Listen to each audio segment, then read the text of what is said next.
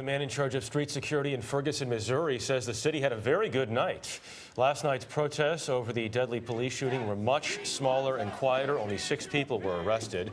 A new CBS News New York Times poll out this morning shows 41% of Americans are satisfied with the president's response to the Ferguson violence. 34% are dissatisfied. 60% of African Americans in this poll, but only 35% of whites are satisfied with the White House reaction. Vladimir Duthiers is in Ferguson, where the U.S. Attorney General spent much of Wednesday. Vladimir, good morning.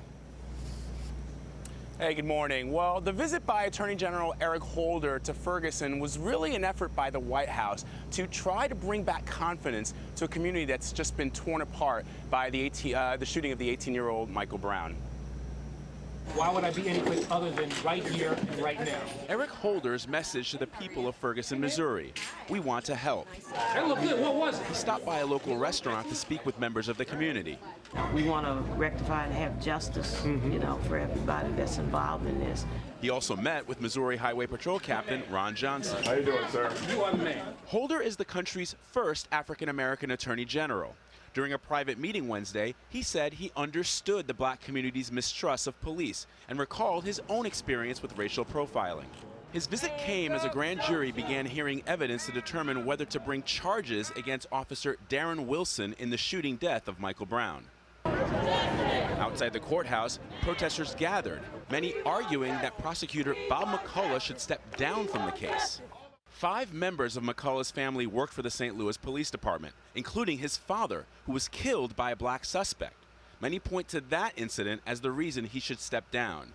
He argues that's a reason to stay on the job. Did it affect me? Absolutely affected me. And what it did for me is, or to me, was made me I think, a fierce advocate for victims of violence. What do you want? Justice. When you want it? Now. But some here are not convinced. When you want. You know, the joke in the prosecutor's office, everybody knows you can get a grand jury to indict a paper bag. Gerald Christmas once worked in the St. Louis City prosecutor's office. We hear grand jury like today, we thinking, oh well, something is getting ready to happen, justice is getting ready to be served. But what they don't know is that this is the beginning of a process that's probably going to end up with this case not being issued or a lesser included charge. Many here are seeing Holder's presence as a step towards transparency. Also on Wednesday, St. Louis police released video and 911 calls related to the death of a 25-year-old black man who was shot and killed by police on Tuesday. Take a look at this video. The man can be seen here confronting police with a steak knife after a store owner suspected him of shoplifting. The man is then seen on the ground after being shot 12 times. Now, the St. Louis police chief reportedly cited Ferguson as a reason for release as much information as possible, as quickly as possible.